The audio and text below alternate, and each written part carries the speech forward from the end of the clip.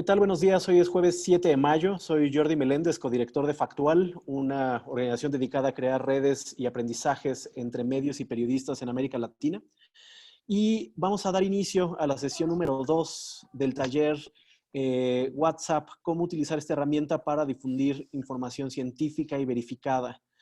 El día de ayer tuvimos la presentación de los colegas de la Red Brasileña de Periodismo Científico.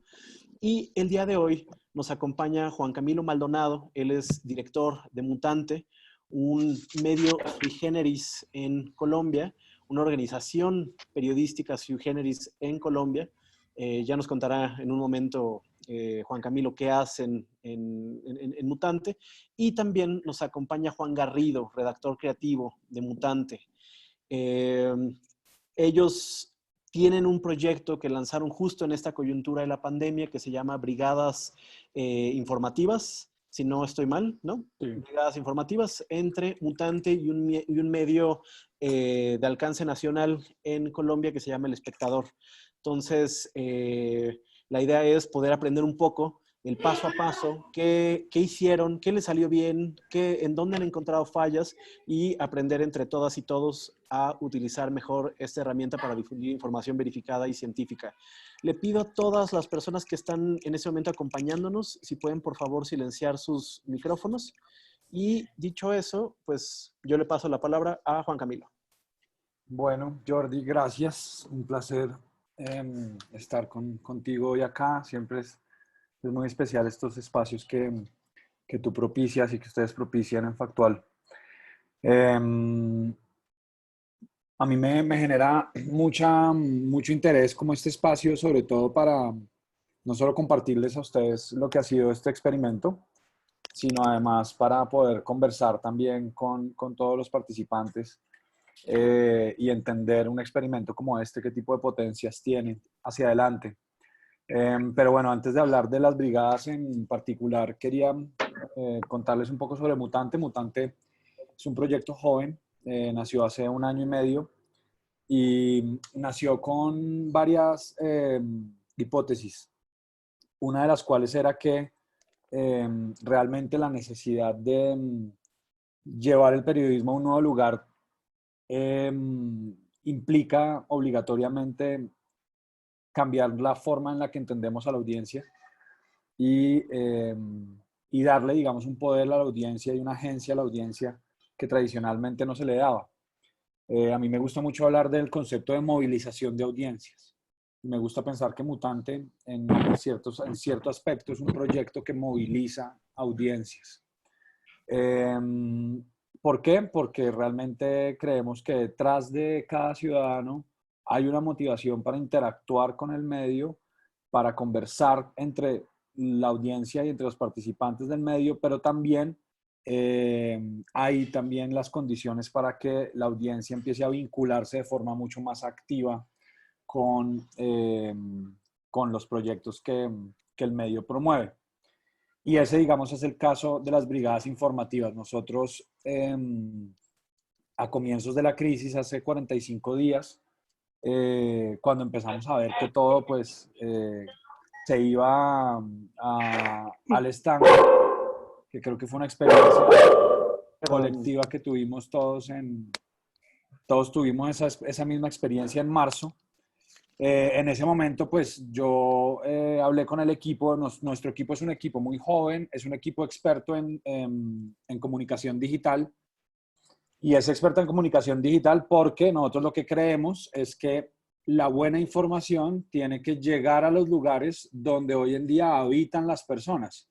Digamos que el periodismo de calidad tradicionalmente se ha visto a sí mismo como un periodismo que se escribe en las redacciones, en la trasescena de las redacciones, se publican estas grandes investigaciones, se publican en los grandes periódicos y uno espera que la gente llegue a leer esos grandes reportajes y esas grandes investigaciones.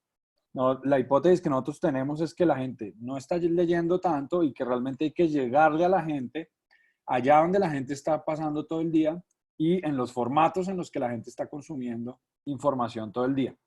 Y nuestro equipo en Mutante se ha especializado precisamente en eso, en recibir problemas relacionados con comunicación y diseñar estrategias para que el buen contenido, la buena información, llegue a esos lugares que más lo necesitan. Entonces, cuando arrancó toda esta crisis hace 50 días, yo me comuniqué con El Espectador. En El Espectador hay un gran equipo de periodismo científico liderado por un amigo que se llama Pablo Correa.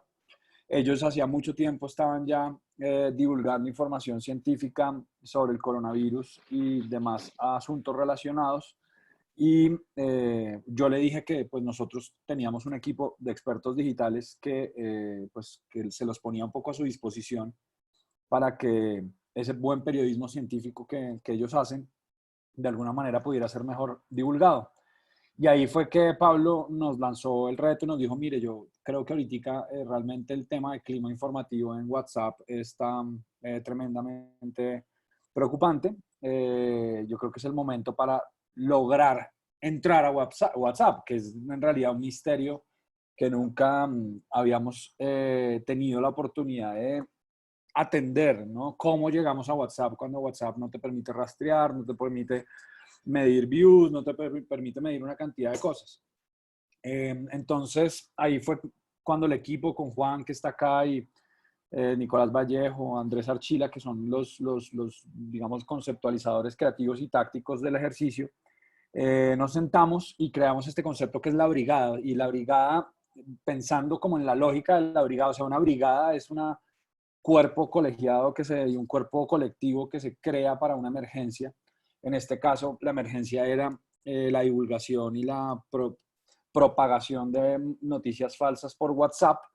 Y nosotros, más que luchar contra las noticias falsas, que para eso ya hay unos verificadores como Colombia Check y como la red LATAM de verificado, etcétera, de chequeado, para nosotros era importante cualificar el tipo de información que estaba apareciendo por WhatsApp, es decir, no necesariamente luchar prioritariamente contra la información falsa, sino mejorar y aumentar el volumen de información buena, verificada, sobre el coronavirus que estaba circulando por WhatsApp.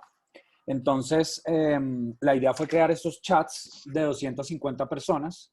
Se hizo un llamado público y se le dijo a la gente que quienes quisieran pertenecer a las brigadas informativas para ayudar a divulgar información de calidad. Digamos, ahí el call to action, como el llamado al ciudadano fue: necesitamos una fuerza, necesitamos una red social activa y consciente y autónoma y comprometida, que no solo quiera informarse, sino que también quiera informar a otros. Entonces, lo que realmente la mística que se construyó detrás fue: creemos un ejército o una brigada de informadores. Y tan sencillo como eso, un paso tan sencillo como eso nos llevó pues a encontrar varias cosas muy sorprendentes. La primera fue que cuando lanzamos las brigadas, la lógica operativa de la brigada es muy sencilla. Es Juan, que está acá en la reunión, recibe del Espectador la reportería clásica del Espectador, el artículo largo, la investigación, etcétera.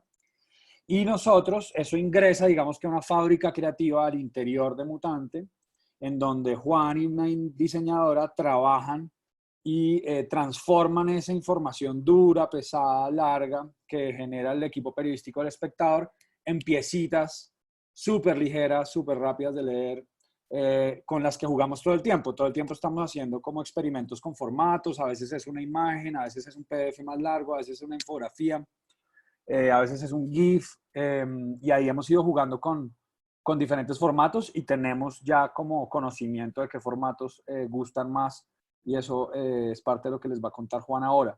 Entonces, todos los días recibimos la noticia del día y todos los días se transforma esa noticia del día en un formato nativo para WhatsApp.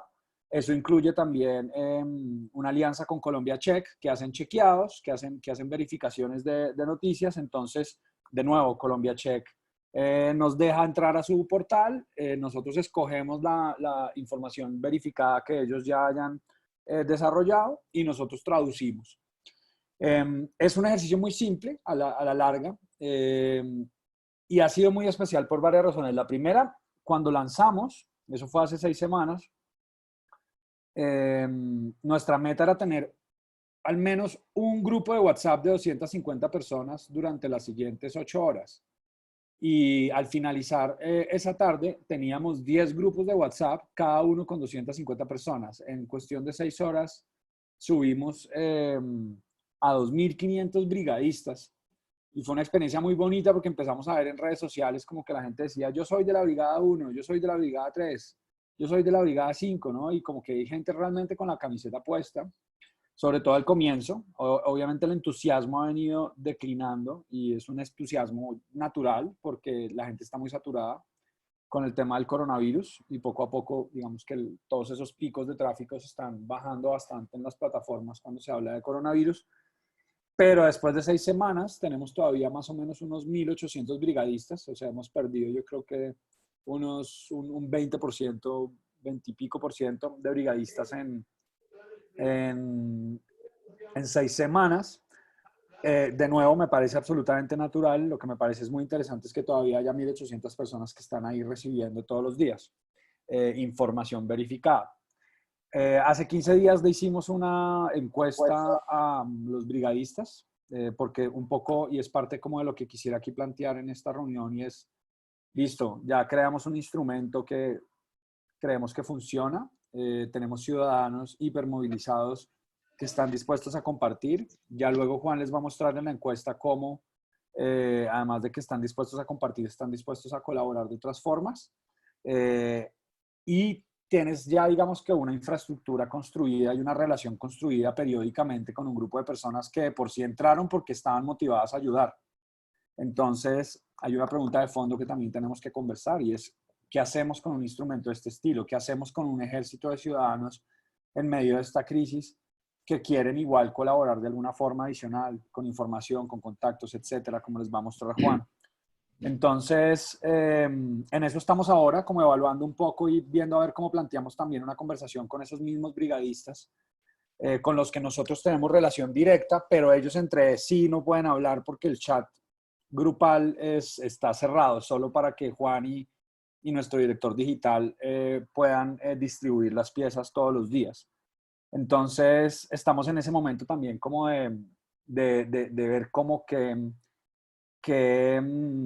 reto se le propone como a esas audiencias movilizadas y movilizables, y nos lanzamos a hacer algo adicional a simplemente divulgar información, que es algo que está funcionando muy bien. Le voy a dar la palabra a Juan, que les va a contar un poco cómo Juan, digamos, él ha tenido todos los días que ser ese engranaje creativo y táctico entre los periodistas del Espectador y los brigadistas en WhatsApp. Entonces, pues le pedí que preparara una exposición de unos minutos para que les cuente desde su perspectiva qué ha aprendido sobre la forma en la que está operando la desinformación y la movilización de audiencias en WhatsApp. Súper, Juanca, muchas gracias. A todos y a todas un saludo, buenos días. Me gustaría con ustedes compartir pantalla en este momento, entonces, para poder mostrarles un par de cosas que tengo aquí. ¿Me recuerdan, por favor, cómo es que comparto pantalla? Hay un botón. Ah, ya, share screen. Listo. Sí, exacto. Listo, listo. Listo, súper. Ahí están viendo.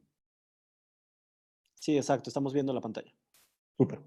Bueno, entonces, un poco de la mano de lo que ha venido contando Juan Camilo, yo, digamos que al frente de este ejercicio de las brigadas informativas he podido tener una relación directa no solamente con el equipo periodístico del Espectador, que es el equipo que nos está brindando la información que luego nosotros traducimos para publicar en las brigadas, sino que además he tenido la oportunidad de tener un contacto directo con los brigadistas mismos, en la medida en que, si bien el grupo es un canal unidireccional donde ellos no pueden responder, sí algunos se han tomado, digamos, el trabajo de hablarme a mi chat personal porque pues se dan cuenta de que yo estoy enviando la información y han pasado cosas muy interesantes. Por ejemplo, muchos realmente te hablan contándote, mira, me enteré de tal cosa, está esta noticia, qué tan cierto es esto, qué tan falso es aquello, aquí te mando este PDF con estas cifras que de pronto les puede ayudar a ustedes en su ejercicio periodístico. Y ha sido un proceso muy bonito que nos ha enseñado y que nos ha mostrado las ganas de las personas de unirse a un movimiento, de unirse a un ejercicio periodístico para hacerle el contrapeso, digamos, a este fenómeno que es la desinformación en general.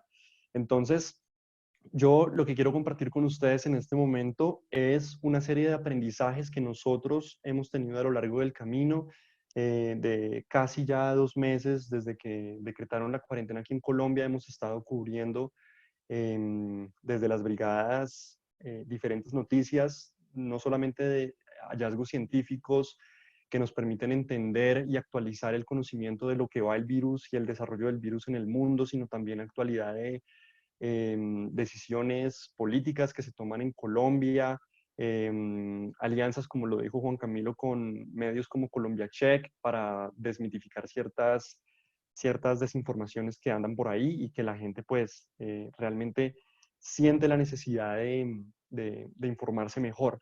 Entonces, me gustaría comenzar o mejor dicho, voy a hacer un recorrido de 10 puntos muy rápidamente, entre los cuales hay cosas que el ejercicio me ha enseñado a mí directamente, reflexiones que han surgido sobre la desinformación como fenómeno y reflexiones y aprendizajes que tienen números que se han podido, digamos, sacar a partir de un instrumento de encuesta que Juan Camilo también contó hace un rato y que todo se configura al final como aprendizajes y enseñanzas que no solamente deben quedar aquí para nosotros en Mutante, sino de cara también al futuro con las brigadas y a ustedes, por supuesto, en su labor periodística, em, comprendiendo que todos de alguna u otra manera estamos comprometidos con la creación y difusión de información de calidad, no solamente con temas al respecto de la pandemia, al respecto del coronavirus,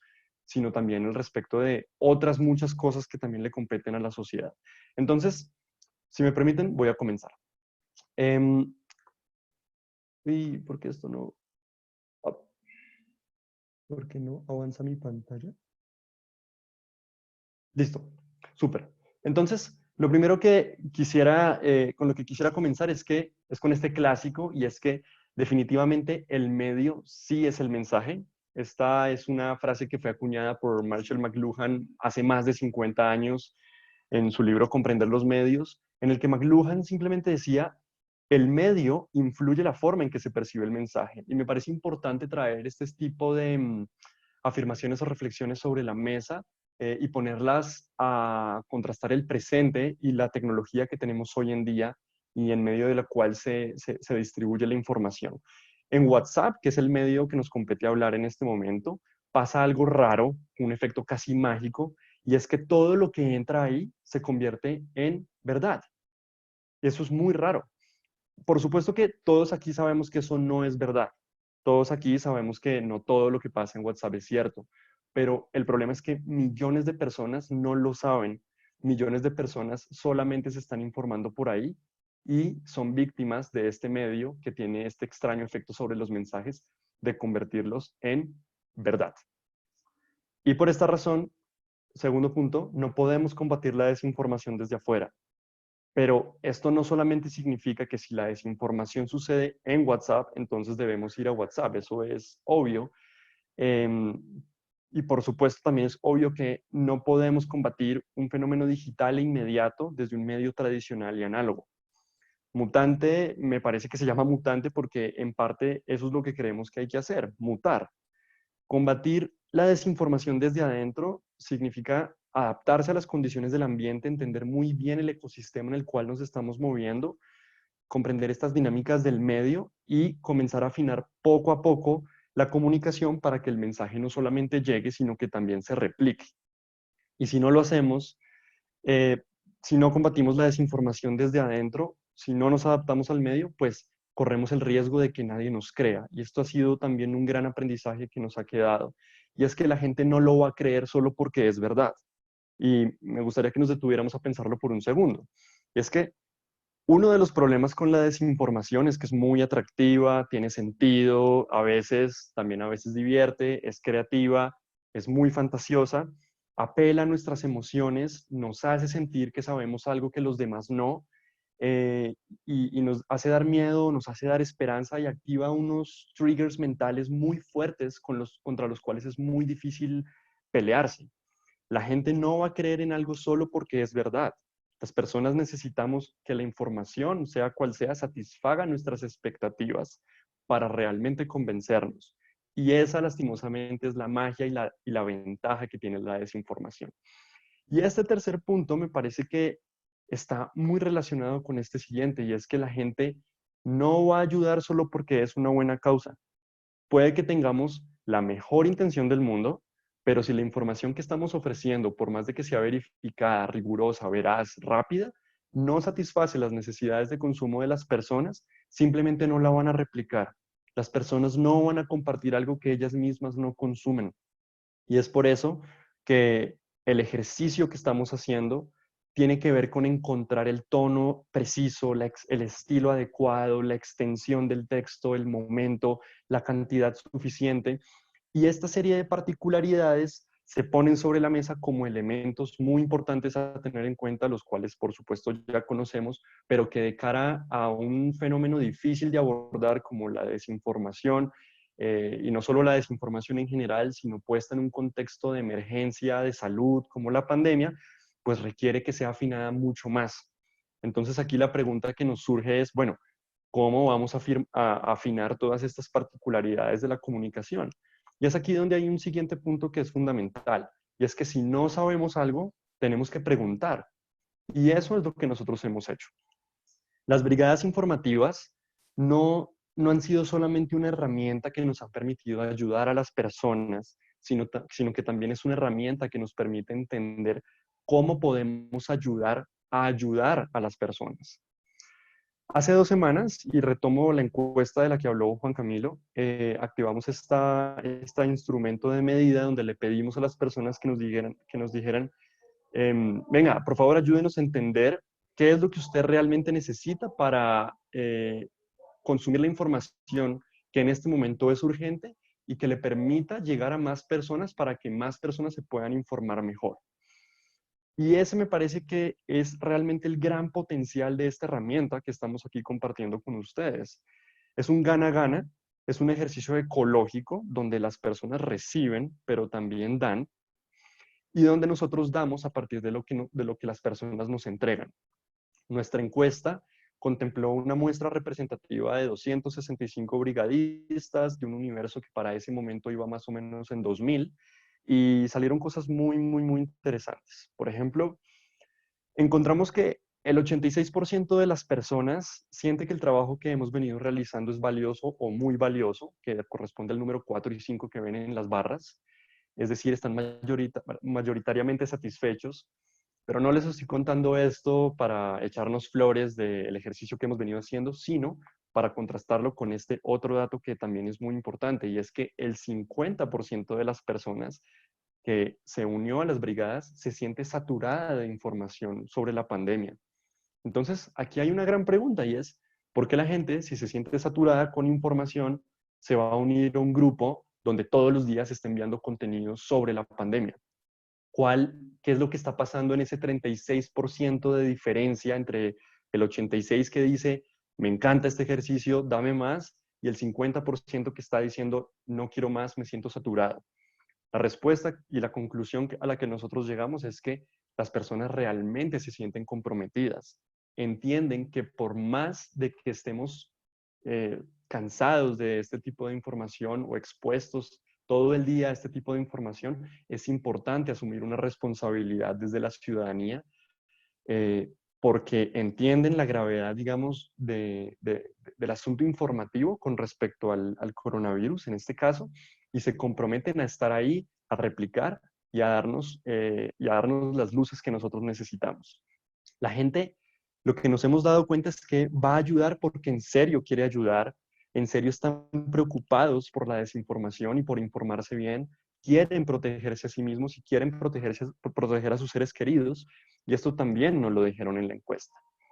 Resulta que el 73.5% de las personas que se unió a las brigadas lo hizo para combatir la desinformación sobre el virus. El 65.3% lo hizo para tener la oportunidad de informarse mejor y el 61.6% lo hizo para tener la oportunidad de informar mejor a otros.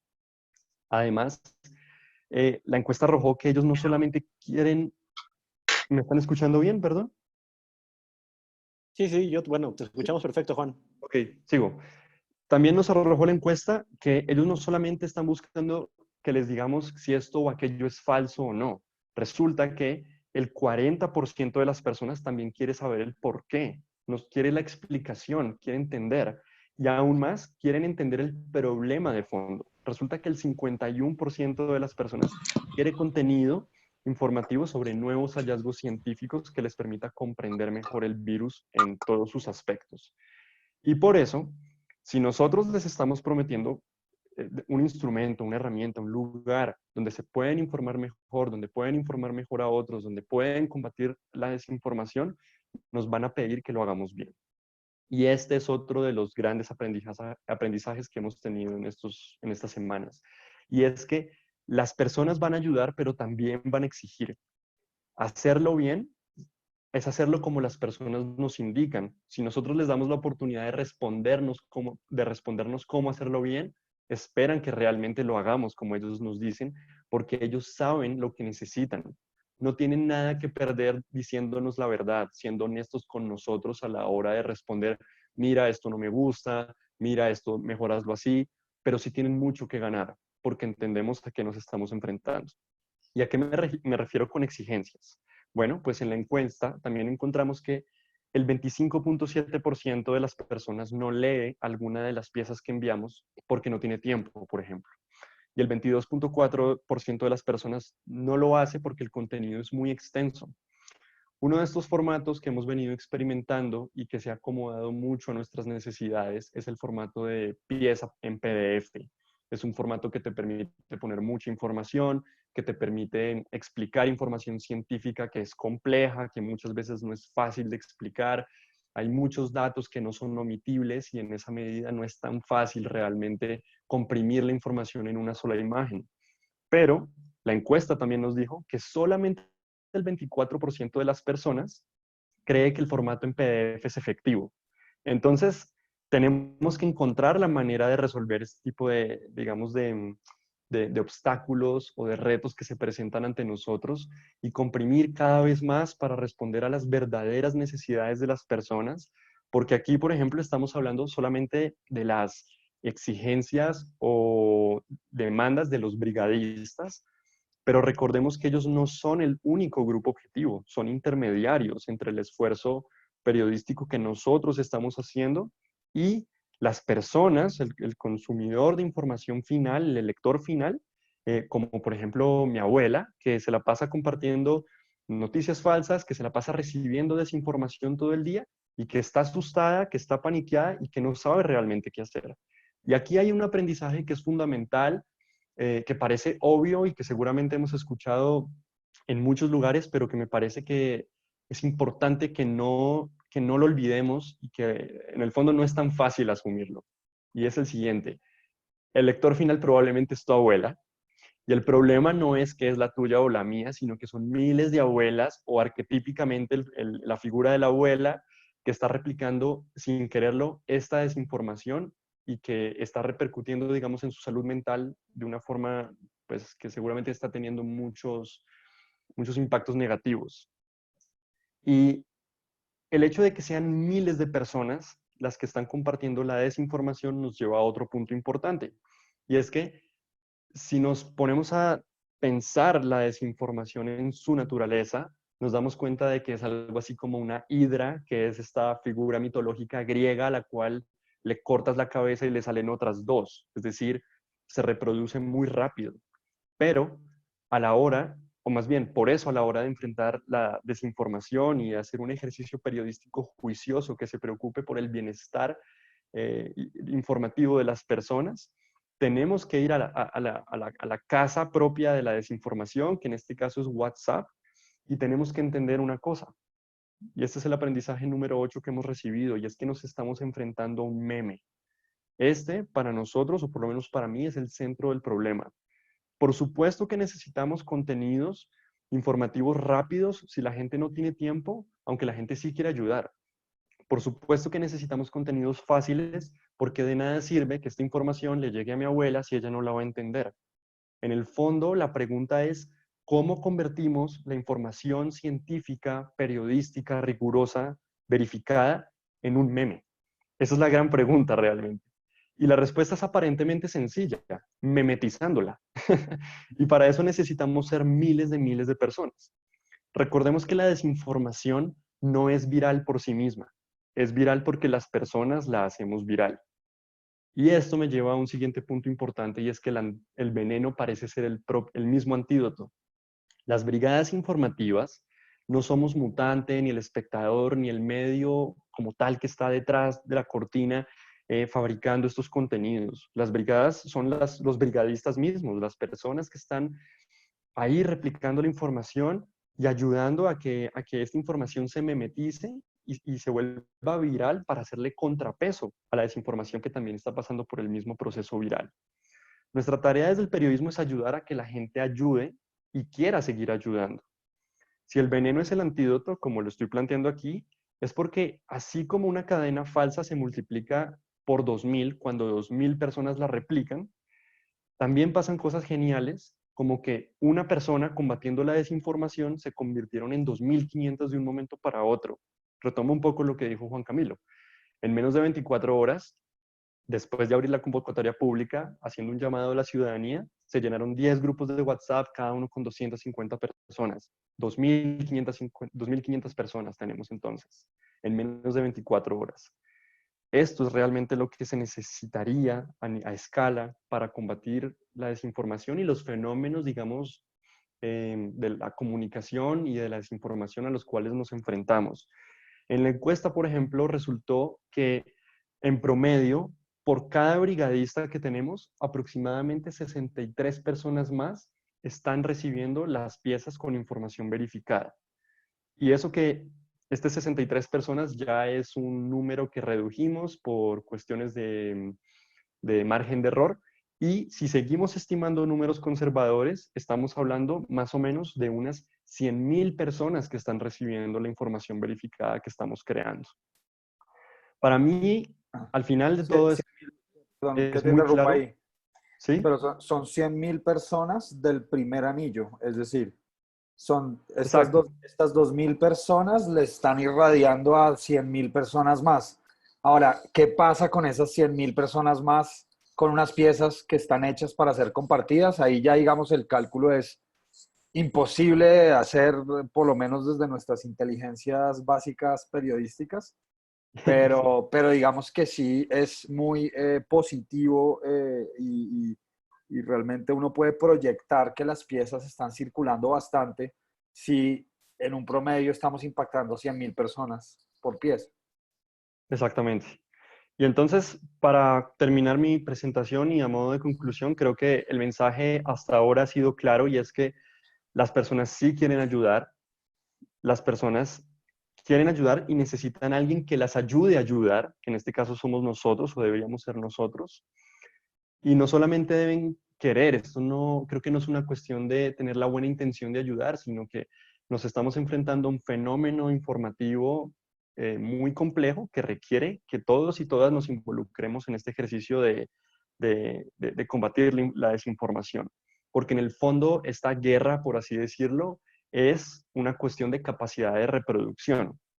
Yo creo que las brigadas como ejercicio periodístico de comunicación enfocado hacia la transformación y el cambio social, que es realmente lo que es esto, está llamado a diseñar tácticas en las que todos somos el medio y todos somos el mensaje, y tal vez esa es la única forma de hacerle frente a algo tan complejo como esto.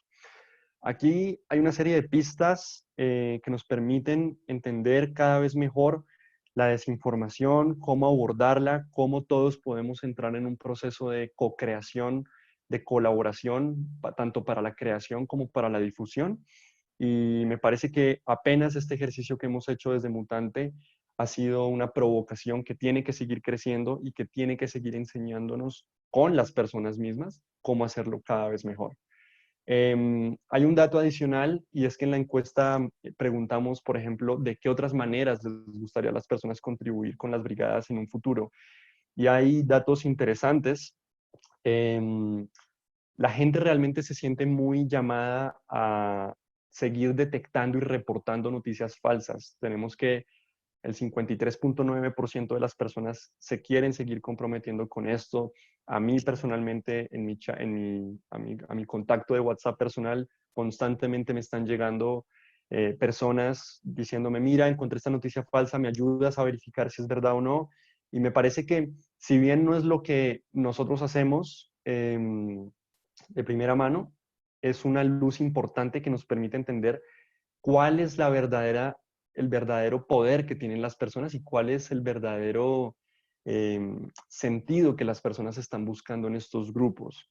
Yo creo que aquí se empiezan ya como a dibujar unas preguntas y es que nosotros no somos un verificador de noticias falsas, pero la gente está queriendo compartir y reportar estas noticias. Entonces, hay una serie de preguntas y de retos a los cuales nos enfrentamos y que vamos a tener que seguir afinando para corresponder cada vez mejor a las necesidades de las personas y a lo que las personas nos están diciendo, que son las formas en que ellas quieren ayudar. Hay otro dato y es que el 42% de las personas quiere reportar situaciones problemáticas eh, con respecto a lo que sucede socialmente en medio de la pandemia o de la cuarentena, como por ejemplo hemos recibido muchas noticias de violencias en establecimientos comerciales por el tema de que acá en Bogotá se estableció un pico y género donde los hombres salen los días impares y las mujeres los días pares. Y este tipo de noticias también están siendo importantes para las personas si ellas quieren replicarlas y nos lo están diciendo en las encuestas. Y más allá de todo, también hay un 37% que nos está diciendo que quiere recolectar información que tiene a su alcance y la quiere compartir con nosotros para que nosotros ojalá podamos hacer algo con ella. Entonces, cierro esta parte de aprendizajes que hemos recibido a lo largo del camino con una serie de datos que plantean sobre todo preguntas de cara a lo que viene. Y nada, les doy muchas gracias por escucharme y le devuelvo la palabra a Juan Camilo o a Jordi.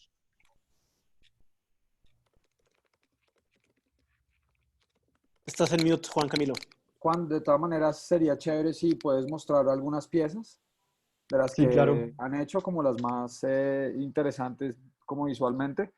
Y sí, como para abrir un poco también a preguntas y conversar un poco con las personas que están ahora conectadas, pues la pregunta que nos estamos haciendo nosotros es, ¿qué hacemos con esta máquina, no? ¿Qué hacemos con este grupo y con esta infraestructura social que sigue ahí, que como les mostró Juan, quiere aportar de otras maneras?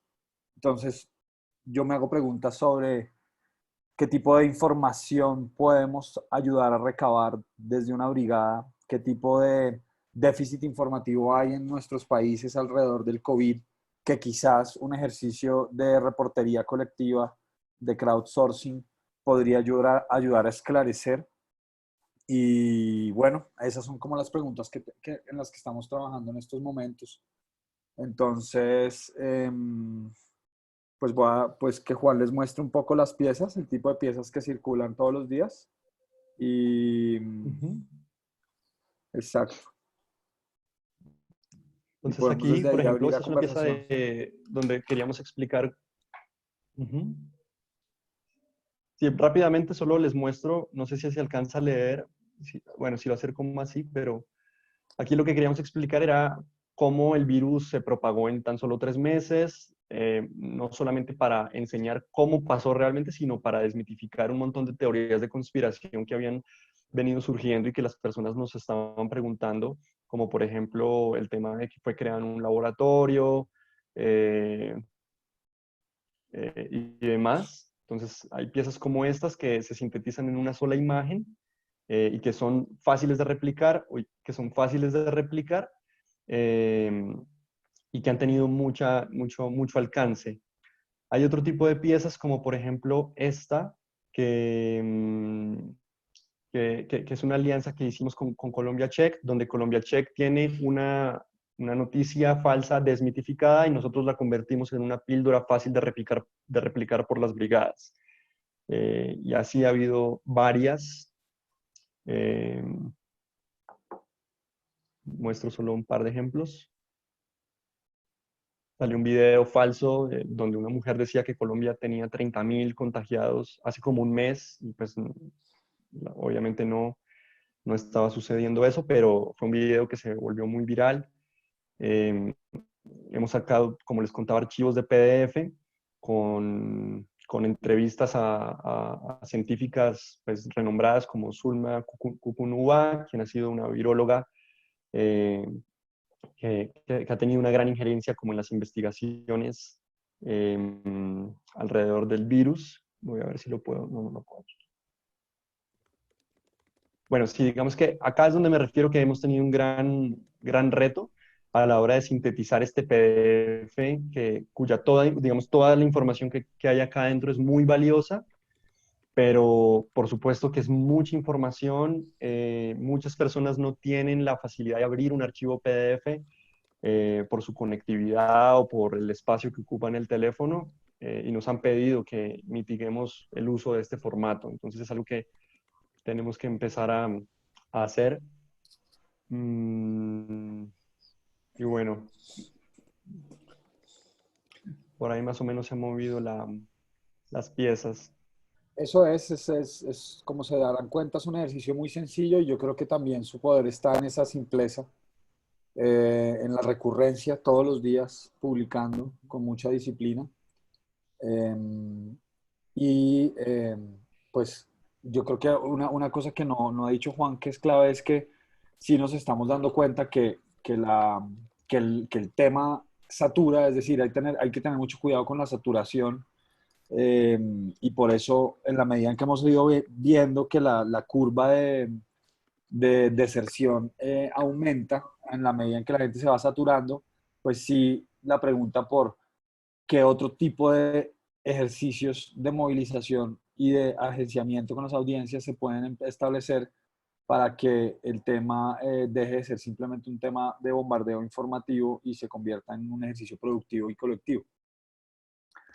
Eso es grosso modo, pues si quieren conversar o contarnos qué opinan. Hay tres preguntas que ya empiezan a surgir por aquí, Juan Camilo. Entonces quisiera darle inicialmente la palabra a Liliana Elósegui. Ella es de México, de un medio que se llama Verificado.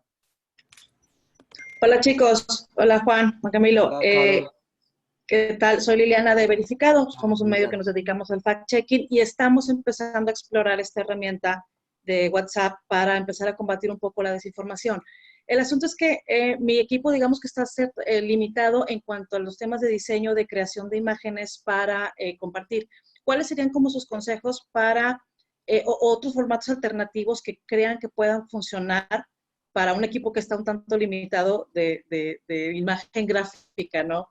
Que sean contenidos que se puedan compartir? Estuvimos intentando compartir ligas, pero es como, no sé, como que no siento un retorno de interacción con la audiencia en WhatsApp. Entonces, ¿qué otra alternativa podríamos tener o algún consejo que puedan tener para este tema? Y digamos que ¿cómo creaste la infraestructura de distribución? Es decir, la pieza la manda, cuéntame cómo es la infraestructura. Bueno, lo creamos en el sitio, en nuestro sitio web, se hace ahí la verificación, que también coincido con ustedes que compartir información científica y tratar de traducirla a un lenguaje sencillo y que la gente pueda entender es sumamente complicado. Ahorita en el verificado tenemos una alianza con 50 científicas mexicanas, que ellas son las que están como funcionando como una especie de consejo editorial para estas verificaciones que se están haciendo. Pero sí, tratar porque de repente nos pelean un poco, ¿no? Es que este término no va así, entonces hay que incluirlo y que esta cifra también tiene que estar ahí. Entonces sí es un reto de edición el traducir estos contenidos científicos a un lenguaje sumamente sencillo y compartible. Entonces, bueno, publicamos una verificación sobre algún aspecto científico de la pandemia. Y bueno, de ahí tomo el link, hago como un pequeño copy, una redacción y se comparte en nuestro canal de WhatsApp, que apenas está está en gestación, todavía no lo quiero abrir mucho. Lo abrimos un poquito como para tomar el pulso de la ciudadanía y sí funcionó, pero aún no tenemos la capacidad como de Claro. estar produciendo contenido diario o alimentándolo. Entonces, ya tengo ahí cierto público cautivo, pero sí, la idea es que crezca. Entonces, quiero, a la hora de que ya escalemos este proyecto, pues sí tener como una idea clara de qué tipo de material es más sencillo y más práctico de compartir. Claro. Juan, ¿quieres comentar un poquito sobre este tema de formatos y lo que hemos descubierto? Sí, claro que sí. Liliana, pues Sí. mira, nosotros hemos probado con varias cosas, hemos probado con archivos PDF, hemos probado con imágenes eh, JPG independientes de tamaño pues, del celular, hemos probado con, bueno, hay una particularidad y es que el espectador, que es el medio aliado con el que estamos, ellos están haciendo unos live streamings con científicos donde se sientan media hora a hablar sobre un tema puntual y compartimos también como este llamado a la acción a que la gente vea Sí. los live streamings. Pero sin duda, y a partir de lo que la encuesta nos arrojó, es que realmente la gente quiere cada vez, la gente es muy visual, la gente no tiene tiempo, tanto tiempo como quisiéramos para poder decirles, oigan, vaya a ver este streaming o leas este PDF de tantas páginas, y al final volvemos a lo más básico, que es la imagen más sencilla, con la información más fundamental, y y yo creo que por ahí va la cosa, o sea, no, de hecho preguntamos si personas quisieran recibir audios y nos respondieron que no. Okay. Les preguntamos si quisieran recibir, por ejemplo, texto plano directamente sobre como chat, digamos, como una cadena, y tampoco. Eh, Creo que ellos están esperando realmente imágenes, o sea, el 77% de las personas nos respondió que creen que las imágenes es el formato más efectivo y el resto de formatos que preguntamos no tuvo El, el, el, mayor vide- acogida. el Los video videos marcó. tuvieron una acogida de 44%. Pero digamos que poniendo esto cruzado con la condición de inmediatez y de un equipo pequeño, de unas capacidades limitadas, pues digamos que el video requiere más tiempo de pronto de producción, aunque hemos venido pensando con el resto del equipo de pronto en hacer un formato de video donde uno de nosotros explique rápidamente la noticia y no necesite, digamos, una producción de video mayor. ¿Mm? Sí. Okay.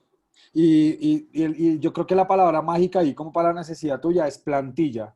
Yo creo que hay que plantillar. Nosotros como que rápidamente dijimos como bueno, ¿qué hacemos con los verificados de Colombia Check? Como bueno, inventémonos una plantilla que sea muy rápida, sobre todo si tú no tienes staff ni nada, e inventarte una serie como de modelos plantillables que sea simplemente ir actualizando la información. Ok. No, perfecto. Muchísimas gracias, chicos. Vale. Muchas gracias, Juan Perdón, Camilo. una cosa rápida, que es un detalle que a nosotros se nos olvidó al principio y que un brigadista nos lo hizo dar cuenta, y es el peso de las imágenes. Si vas a diseñar una imagen, esta imagen se va a exportar naturalmente en un formato de alta calidad y por lo tanto va a pesar mucho, y es importante descomprimirla para que para que esté muy ligera y así se pueda, digamos, abrir fácilmente. Muchas veces nos pasó que enviábamos una pieza, no nos dimos cuenta de que era muy pesada y la gente en el momento en que la recibía se le demoraba mucho tiempo en cargar y pues simplemente no la abría y pues ahí moría, digamos, Sí, el esfuerzo. de repente perdemos de vista ese tipo de detalles, ¿no? Súper buen tip. Muchísimas gracias, chicos. Gracias. Vale. Michelle Soto. Hola, ¿qué tal? Aquí, Hola, ya, Michelle. ahora sí, ya Hola. me veo. Saludos desde Costa Rica. Quería preguntarles en cuanto al contenido. Digamos, yo he observado, digamos, a partir del público en el trabajo, que hay una necesidad de contenido tipo ABC, ¿verdad? O sea, a veces damos por sentado que la gente sabe que es un virus, ¿verdad? Y resulta ser que mucha gente no sabe conceptos tan básicos, entonces quería ver cómo ¿cómo están manejando ustedes este tipo de información de las 3 cosas que necesito saber para entender ciertas noticias? Y la segunda pregunta tiene que ver, en América Latina, ¿verdad? Los niveles educativos no son homogéneos para todos, ¿verdad? Entonces, ¿qué formatos? Ayer hablábamos con la gente de la red de periodismo de Brasil de que, bueno, al final sus audios de WhatsApp terminan en perifoneo precisamente para poblaciones que no tienen acceso a telefonía celular o inclusive que son analfabetas, ¿verdad? Entonces no tienen posibilidad de codificar la información. Entonces, ¿qué tipo de formatos se han experimentado, digamos, con historietas o con a veces dibujos animados? A veces hacemos infografías súper complejas y resulta ser que los muñecos de palitos resultan muchísimo mejores a la hora de comunicar. Eso sería. Ya. Que es un poco lo que ya habíamos mencionado anteriormente, ¿no, Juan? Como que o sea, lo otro lo que hemos descubierto es que la comunicación tiene que ser muy eficiente, muy económica, y por eso lo que decía Juan es clave, y es que realmente sí tenemos que ser capaces de comunicar eh, con una imagen de manera muy, muy, muy sintética. Y sí, estoy de acuerdo contigo en que toca volver como al ABC. Y para eso es importantísimo poder contar con otros, eh, pues con aliados, porque realmente pues uno no necesariamente es experto en periodismo de salud y al mismo tiempo hay gente haciendo gran periodismo o de verificación o periodismo de salud o periodismo de ciencia.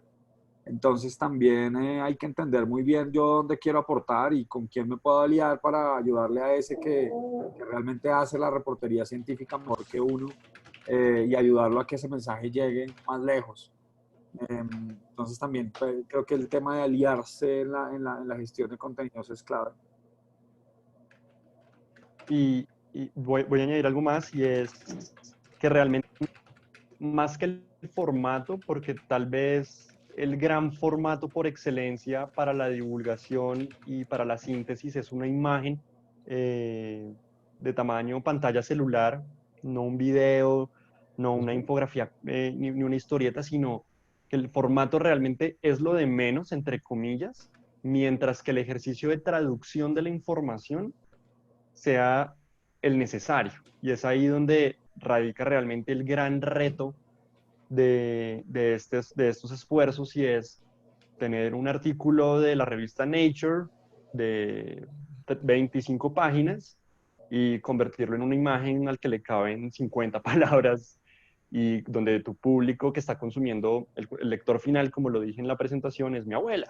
Entonces, pues yo creo que ahí es donde sí se requiere, como dice Juan, como esa integración entre gente que conoce muy bien de lo que estamos hablando a nivel técnico y gente que conoce muy bien la forma de desladrillar las cosas para hacer un híbrido y entregar eso, y ya.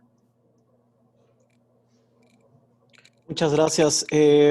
Elizabeth Mina, si tienes habilitado tu micrófono, adelante con la pregunta y si no, pues la leemos.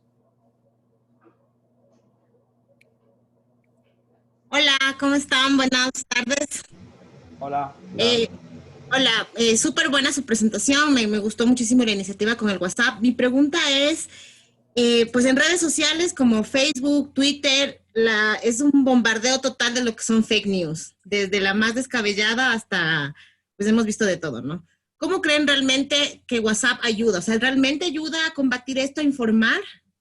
¿O en verdad todavía WhatsApp está como muy atrás y las fake news en las redes sociales están como que ganando esta batalla? Yo tengo la firme creencia y la encuesta que le hicimos a los brigadistas no lo corroboró, de que si tú construyes una red social, tu propia red social, porque es que aquí lo que se trata es eso, es cuál es tu red social, no la red social de otro, no la red social de Zuckerberg, sino tu propia infraestructura. En el caso nuestro en este momento son 1.800 personas que hacen parte de WhatsApp. de las brigadas de WhatsApp y que comparten periódicamente a un promedio de 67 personas las piezas de calidad que nosotros producimos. Entonces, pues yo creo que, claro, nosotros decidimos enfocarnos como por el lado medio lleno y no por el lado medio vacío. Evidentemente WhatsApp está lleno de basura. Evidentemente hay gente que va a seguir creyendo la basura porque simplemente tiene sesgos de confirmación que le va a seguir generando como más confianza la mentira relacionada con sus valores que la verdad que confronta sus valores.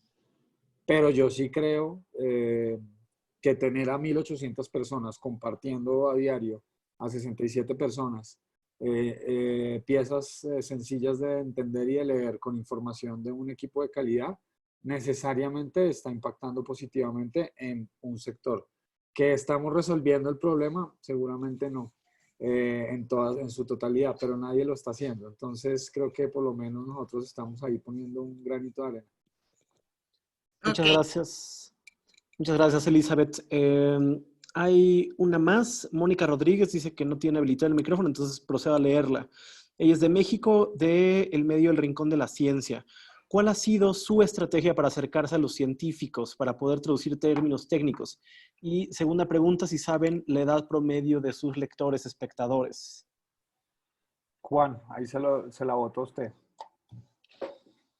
Bueno, la relación que hemos tenido o la forma en que nos hemos relacionado con los científicos realmente ha sido de la mano del equipo de redacción científica del Espectador, quienes en distintas ocasiones cuando hemos tenido dudas sobre la información que queremos verificar o sobre la información que queremos traducir para compartir por brigadas, digamos que ellos han sido los que nos han sacado de ciertas inquietudes o quienes nos han dicho no use esa palabra o ese dato mejor no por X y Y razón. Digamos que tienen mayor conocimiento con nosotros. A nivel no sé si Juanca, frente a ese punto, frente a esa pregunta puntualmente, ¿hay algo más como en términos de No, relacionamiento? sí, no, yo creo que lo que yo les decía antes, nosotros llegamos tarde al periodismo científico, no somos un equipo especializado en periodismo de ciencia, pero buscamos relacionarnos con el mejor equipo de periodismo científico que tiene Colombia, que es el equipo del Espectador, y es a través de ellos que nosotros recibimos la información. Entonces, digamos que ahí ya habría que hablar con ellos un poco de con qué criterios han ido ellos escogiendo a las fuentes. Pero hay una pregunta ahí, Juan Camilo, es decir, ¿ellos les pasan ya la información procesada o ustedes dentro de Mutante todavía tienen que reprocesar la información? Sí, digamos que Juan recibe los textos largos. Claro. Y realmente el reto de Juan, que no es menor, es coger esos textos largos que son técnicos, con conceptos epidemiológicos, virológicos, de salud pública, y sintetizarlos sin que haya pérdida de rigurosidad. Ese es el enorme reto, y ahí de nuevo es importantísimo poder trabajar con un editor que sabe lo que está hablando y que realmente entiende la lógica científica detrás de esta conversación, para que igual esté pendiente de la aprobación de las pruebas. Porque digamos que ahí sí hay un riesgo grandísimo. Si tú lanzas un proyecto que lo que busca es mejorar la calidad de información científica en WhatsApp, pero en realidad estás patinando y incurriendo en ligerezas, pues es grave. Claro. Entonces, por eso es que igual el tema de las alianzas es fundamental, y yo creo que hay un gana-gana enorme, porque entonces Mutante le está dando la posibilidad al espectador de llegar a nuevas audiencias, y a su vez el espectador está poniendo la rigurosidad que un equipo de pronto joven que no tiene recorrido en periodismo científico no tiene. ¿Y la edad promedio la respondieron? Pues fíjese que hemos cometido errores. Uno de esos errores fue no preguntar la edad en la encuesta de diagnóstico que hicimos, ni el territorio, y eso estábamos como tan preocupados por medir la valoración y como encontrar formas de medir el reach que teníamos y otras variables, que las demográficas se nos pasaron lamentablemente para esta primera tanda. Entonces ahí vamos ciegos todavía con eso. Tenemos que hacer un segundo diagnóstico para levantar eso. Sí, es verdad. Sin embargo, hay un tema pues, un tema, y es que les preguntamos en la encuesta a qué se dedican. Queríamos recabar esa información para entender un poco las personas que entienden la necesidad de esta herramienta y nos han apoyado y se han unido a las brigadas. Nos pareció importante saber, bueno, qué hacen, ¿no? ¿A qué se dedican? Si hay algún tipo de afinidad o de factor común que de pronto nos identifique a todos. Y si bien las respuestas fueron muy variadas en términos de oficios y profesiones, hay un rasgo, y es que ninguna de las respuestas que recibimos en esa pregunta de a qué te dedicas eran menores, digamos, correspondían a características como estudiantes de colegio, sino todos iban de estudiantes universitarios hacia arriba. La mayoría, digamos, que tenía algún título de pregrado, algún oficio, y eso nos sugeriría que mayoritariamente, digamos, que esta audiencia son mayores de edad, pero no tenemos realmente como el dato concreto. Muy bien, muchas gracias Juan y Juan Camilo.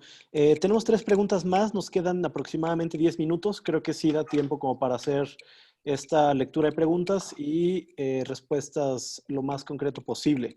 Jennifer Mora de La Voz de Guanacaste. Jennifer, si tienes el micrófono habilitado, te sugiero que lo hagas tú, si no lo leo yo. Ah, no, no tiene el micro, perdón. ¿Cómo hicieron el llamado para que la gente se fuera uniendo al grupo? Se hizo una nota en el Espectador, decía cómo nacen las brigadas informativas, del Mutante y el Espectador lanzan las brigadas informativas, buscamos 1000 voluntarios. Y entonces era una nota muy pequeña en la que se explicaba como la naturaleza del ejercicio, y dentro de la nota se ponía el link al grupo de WhatsApp. Y eso fue muy gracioso porque durante las siguientes horas era el pobre Archie, el director digital nuestro, creando nuevos grupos y subiendo los nuevos, porque todo el tiempo estaba la gente, ya se cerró la brigada 5, se cerró la brigada 6, todo el tiempo ahí Sí. corriéndole a armar las brigadas hasta la 10ª. Ahí les comparto el link para que vean la nota como tal. Muy bien, muchas gracias. Esto ya lo mencionaron brevemente al inicio, Juan Camilo, pero ¿qué tanto ha sido, qué tan desafiante ha sido la moderación, el estar permanentemente, o sea, ustedes distribuyen información, ustedes no reciben información, ¿cierto?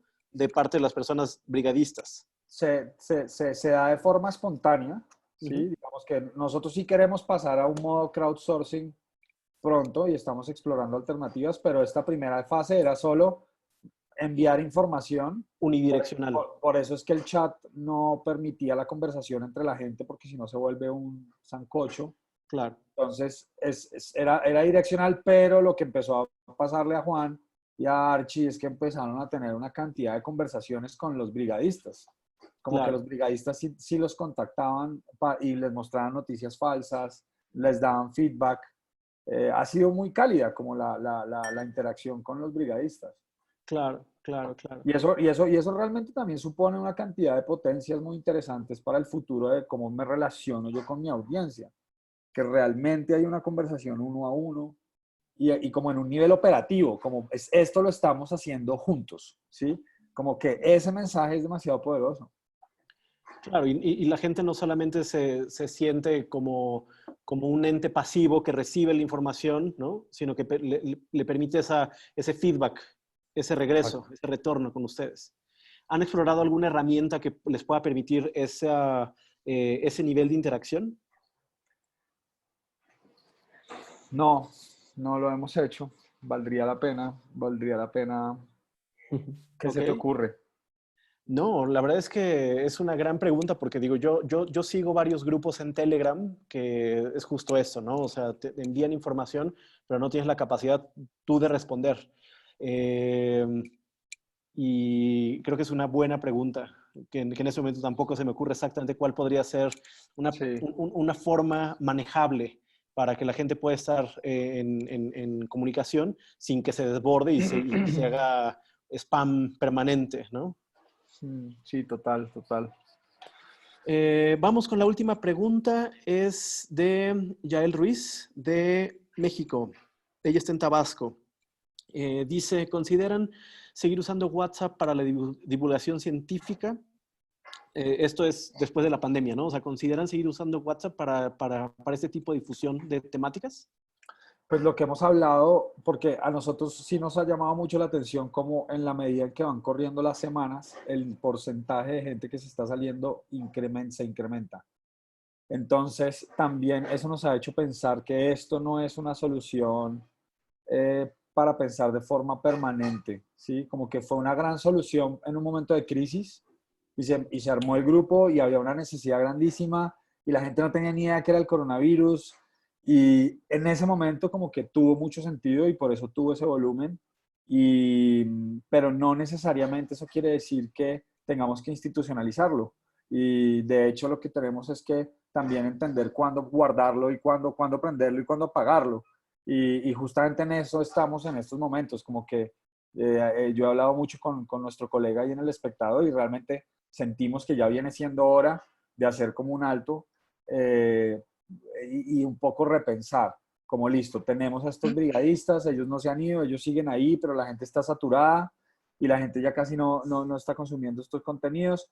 Entonces, de pronto démonos un fresquito y entendamos cuál es la siguiente fase.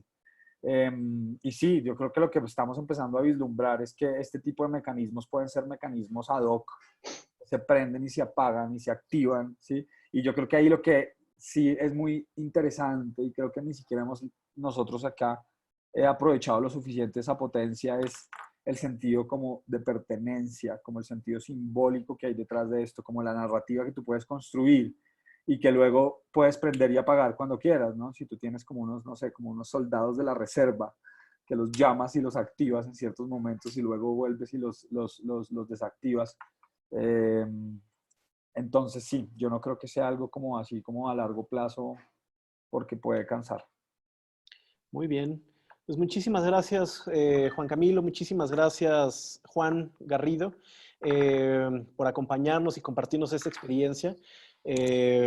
Yo sigo a Mutante desde hace, bueno, casi desde que nació, pero en efecto ha sido muy interesante ver cómo a lo largo de estos meses han ido encontrando un estilo muy propio para cada una de las redes. Es decir, los contenidos que realizan, las campañas informativas, las campañas digitales que realiza Mutante, están muy bien pensadas para el tono, el formato y los usuarios de cada una de las redes. Entonces, qué interesante que para esta coyuntura pues se hayan atrevido a generar algo más como lo que nos están contando las brigadas informativas. Sí, chévere, chévere. Y pues como les decía, para nosotros pues es muy interesante igual recibir feedback de ustedes, seguir la conversa. Si tienen ideas, si quieren seguir conversando, pues mi correo es jcmaldonado@mutante.org, jcmaldonado@mutante.org. Ahí podemos seguir conversando. Muchísimas gracias. Vamos a tomar la foto de registro, si pueden prender sus cámaras, por favor, para tomarnos una foto y decir que en efecto sucedió esta sesión.